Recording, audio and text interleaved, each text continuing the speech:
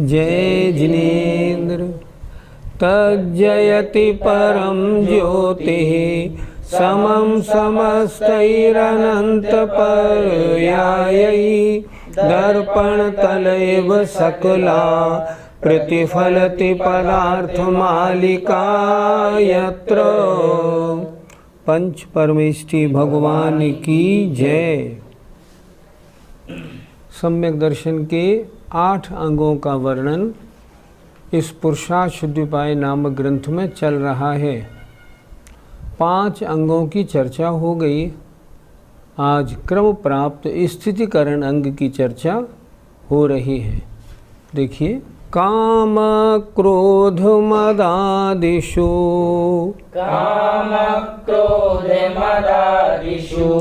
चलयितुमुदितेषु वर्त्मनो न्यायात्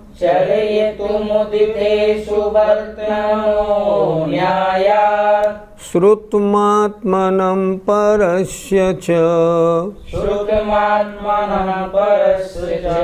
युक्त्या स्थितिकरणमपि कार्यम्।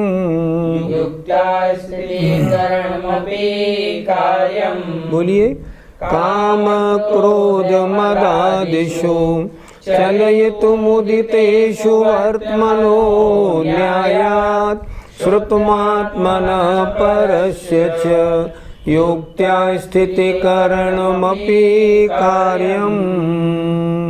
काम क्रोध मद आदि के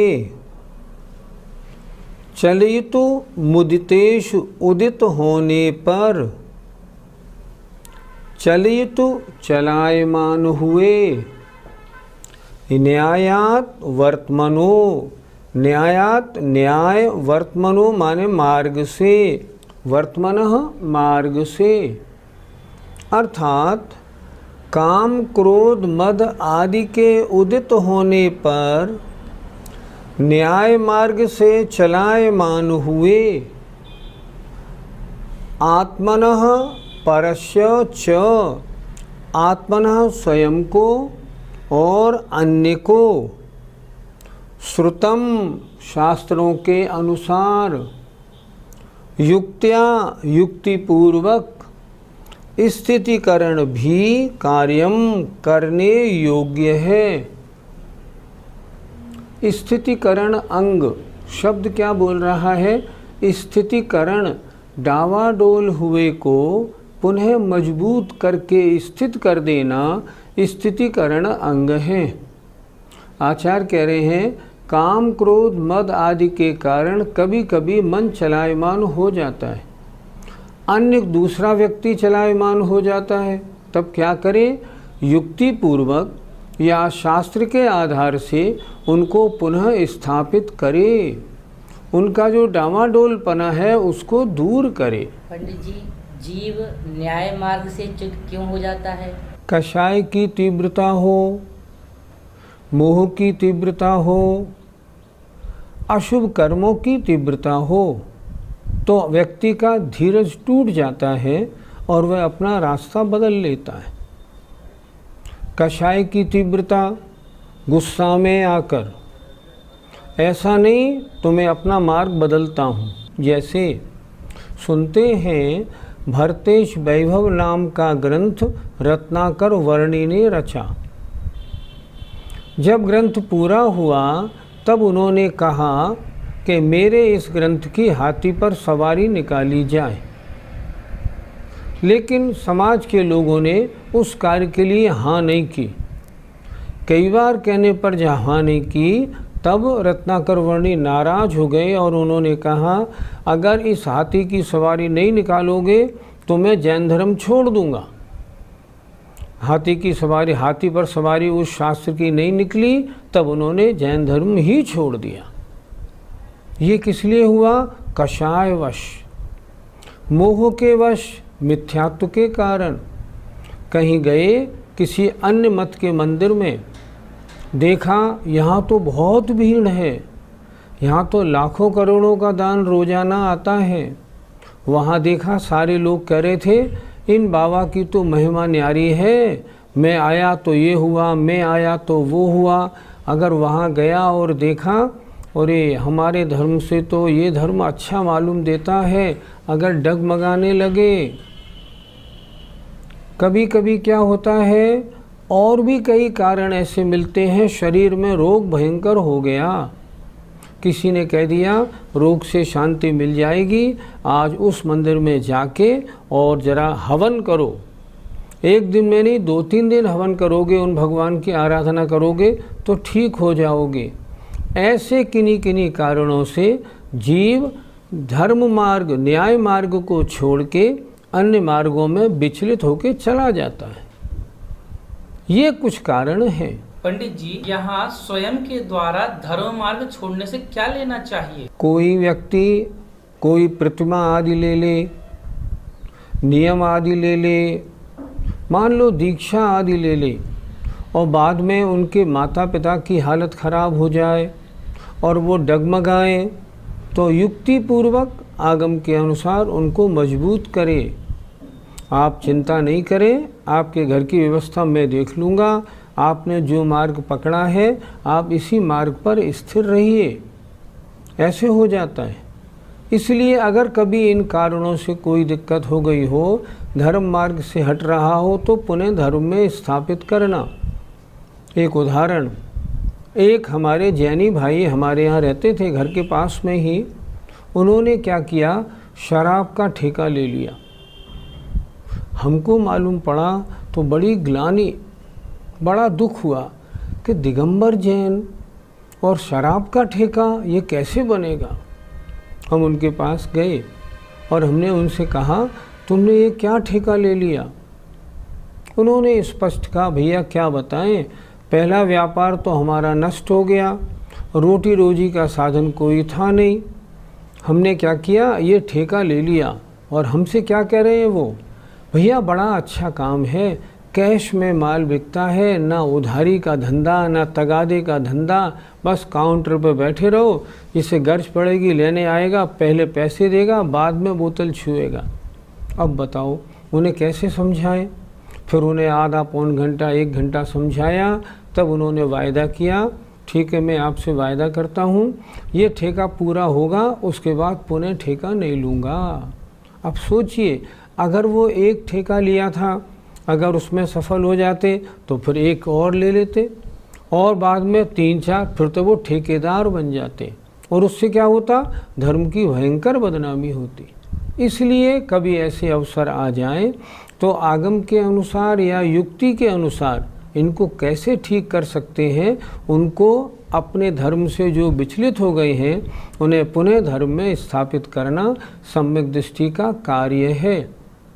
कार्य क्या, जो सम्यक दृष्टि है वो तो चाहेगा कि ये सब जीव धर्मात्मा बने, धर्म से हिल रहे हैं तो मैं उनको पुनर्स्थापित कर दूं। ये तो सम्यक्त का गुण है, इसलिए इसको अंगों में लिखा गया। पंडित जी, शास्त्रों से उसका स्थितिकरण कैसे हो सकता है? किसी ने नित्य पूजा करने का नियम ले लिया और मान लो साल 6 महीने बाद ढीला पड़ गया, आना बंद कर दिया।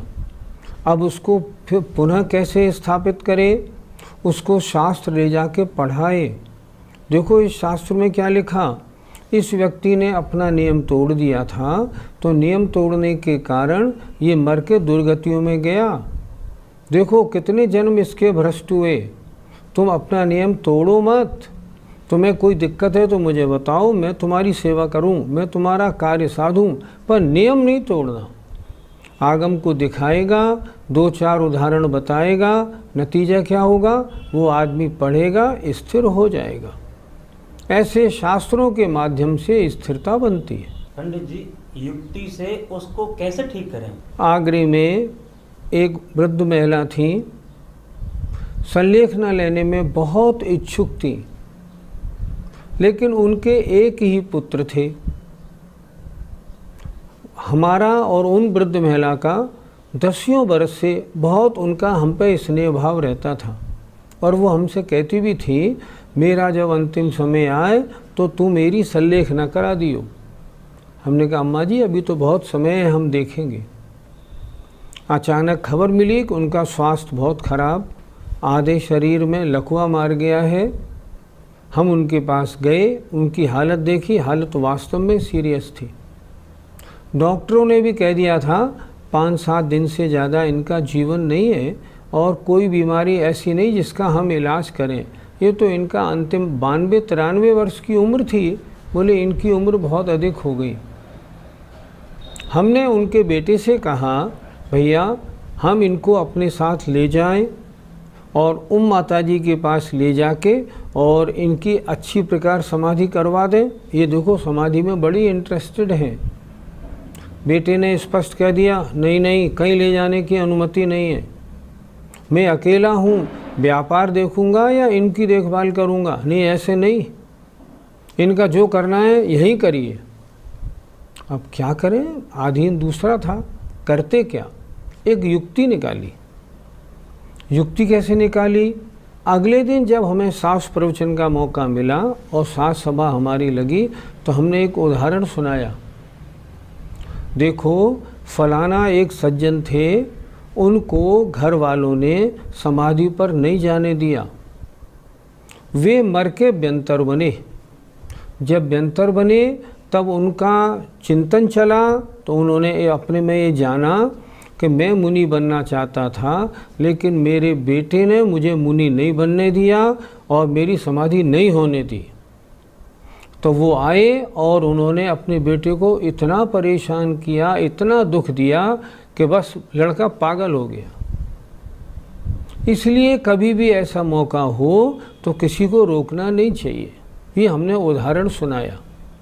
उदाहरण झूठा था, लेकिन उदाहरण बना के इसलिए दिया गया ताकि उनके पास तक खबर पहुंच जाए तो काम बन जाए। इत्तेफाक की बात, साहस सभा के 2 मेंबर उसी दिन उन महिला को देखने पहुँचे, और देखने पहुँचे तो उनके बेटे से बोले, आज तो पंडित जी ने साहस सभा में एक उदाहरण सुनाया है, सुनो, अगर तुम इनको समाधि के लिए नहीं भेजोगे तो तुम्हारी नाक में दम हो जाएगी। इतना सुनते ही वो सज्जन घबरा गए, और उनका 12 बजे तो हमारे पास फ़ोन आ गया, भैया जल्दी से इनको जहाँ ले जाना है ले जाओ, जहाँ ले जाना है ले जाओ। हम उन्हें ले गए और बड़े गांव में पूज्य आर्यका दृढ़मती माता जी के सानिध्य में उनका नाम सुदृढ़मती आर्यका रखा गया, और शानदार संलेखना हुई। माता जी ने भी ये कहा, ऐसी संलेखना, ऐसा छपक मैंने नहीं देखा, इतनी अच्छी संलेखना हुई। अब आप सोचिए, अगर उनके बेटे को युक्ति पूर्वक, चाहे हमारा उदाहरण झूठा था पर वो युक्ति थी, युक्ति पूर्वक उन्हें इस तरह बताया, इससे वो तैयार हो गए और उनकी समाधि हो गई। इसलिए युक्ति पूर्वक या आगम के अनुसार ऐसा करे जो धर्म मार्ग से हटते हुआ जो व्यक्ति है पुनः धर्म में स्थापित तो हो जाए। अब स्थितिकरण अंग की चर्चा हुई, अब वात्सल्य अगला अंग जो है उसकी चर्चा होती है। अनवरतम हिंसायाम,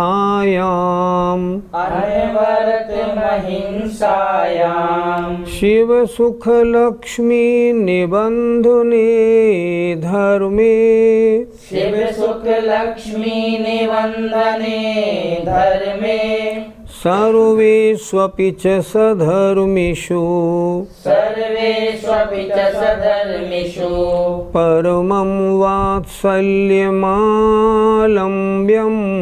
परमं वात्सल्यमालम्ब्यम्।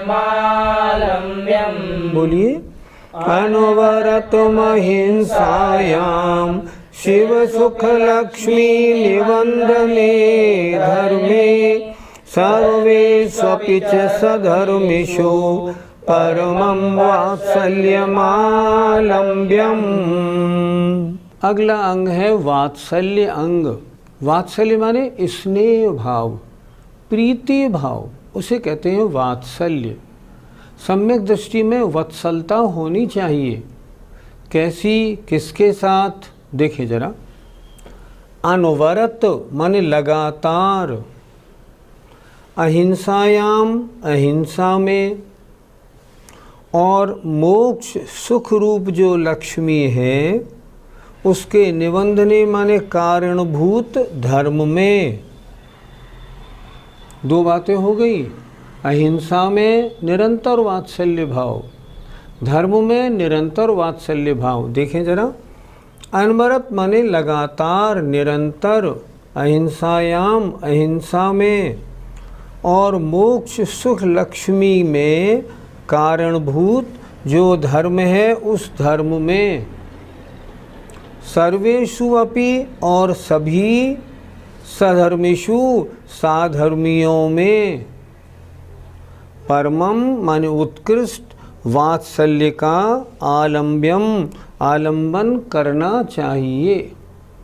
अर्थात इनके साथ चित्त में अत्यंत प्रीति भाव, स्नेह भाव रहना चाहिए। किस किस में? अहिंसा में, धर्म में, और सभी साधर्मियों में।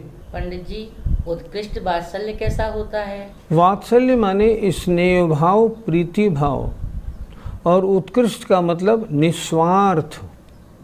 अपने काम के लिए तो दोस्ती सभी बना लेते हैं, काम निकालना है बस आपके पीछे लग गए और बहुत आपके साथ जैसे आप हमारे ही हैं ऐसा दिखाएंगे।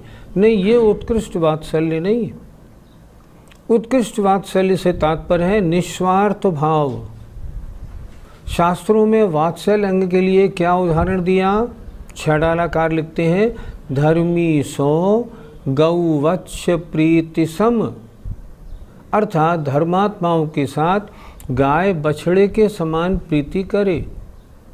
गाय बछड़े के साथ कितनी प्रीति रखती है, लेकिन बछड़ा कभी गाय के किसी काम में नहीं आता, कोई स्वार्थ नहीं।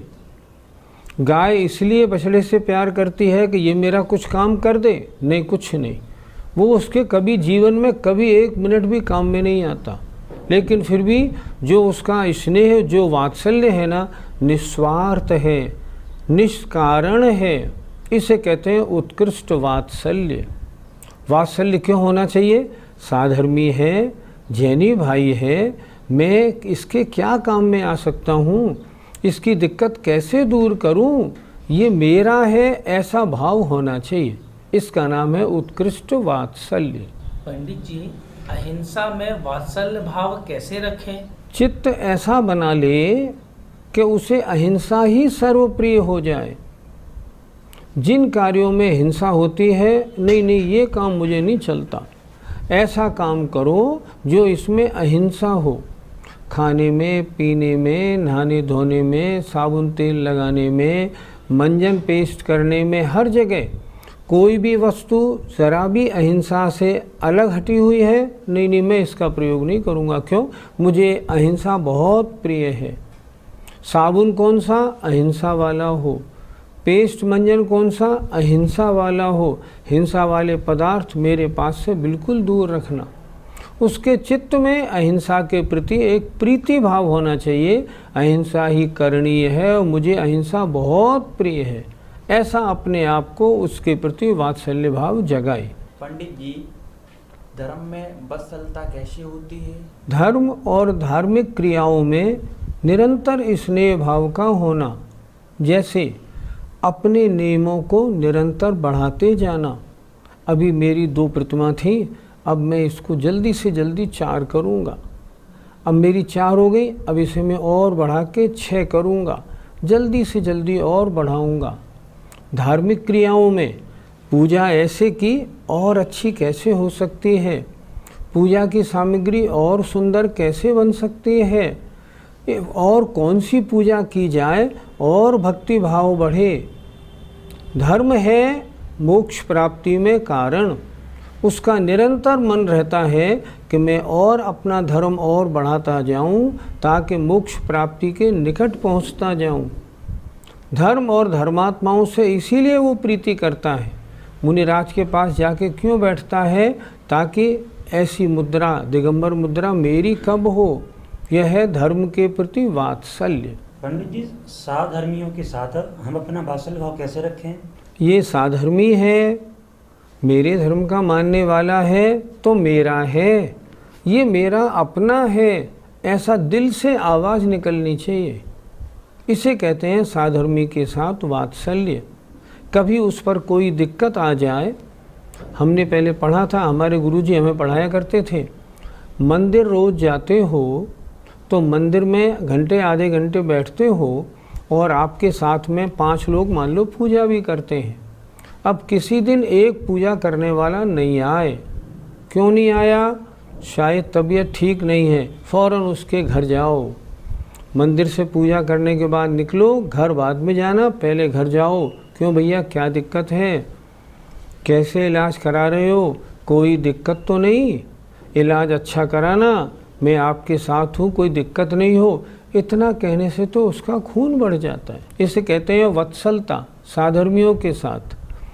हमने देखा कुछ अन्य मत के लोग कैसी वत्सलता रखते हैं, अपनी फैक्ट्री में, अपने गांव में अपनी ही बिरादरी वालों को रखते हैं। उनके आप जाओगे, उन्हीं की बिरादरी के सब लोग मिलेंगे। ये भी साधर्मी के साथ वात्सल्य है। आपने एक इंटरव्यू निकाला और इंटरव्यू में मान लो साधर्मी किसी ने अप्लाई किया, पहले सोचो अगर ये साधर्मी आ जाए तो ज़्यादा अच्छा है। यह है साधर्मी के प्रति वात्सल्य। पंडित जी, संघ के साथ वात्सल्य भाव कैसा हो? कोई मुनि संग आ रहा हो, बड़े प्रीति भाव से, बड़े भक्ति भाव से उनको लिवाने जाना, उनका भव्य प्रवेश कराना, उनके ठहरने का अच्छा स्थान चुनना, सफाई वगैरह की योग व्यवस्था देखना। सर्दी गर्मी का मौसम हो तो इस मौसम में इनकी साधना कैसे अच्छी बनेगी, जहाँ जैसे अच्छी बने उन स्थान पर, उन कमरों में उनको ठहराना। ऐसा नहीं गर्मी है और आपने वहाँ ठहरा दिया, जो कमरा दिन भर धूप में तपता हो, वो भी उचित नहीं। उनके आने पर विधिवत स्वागत करना, उनके आहार वगैरह की सब उचित व्यवस्था कराना, उनके साथ उनके दर्शन करने के लिए बाद में अगर कोई लोग आए ना, उनकी सारी व्यवस्था उचित रखना। जब उनका विहार हो, दूर तक उनका विहार कराना। ये संघ के साथ वात्सल्य है, ये संघ की भक्ति है। सम्यक दृष्टि में ज़रूर होती है। सम्यक दृष्टि तो साधर्मी को देख के प्रसन्न हो जाता है, साधर्मी आया है, साधर्मी है, ऐसी वृत्ति सम्यक दृष्टि की होती है और ये वात्सल्य अंग कहलाती है। जय जिनेन्द्र।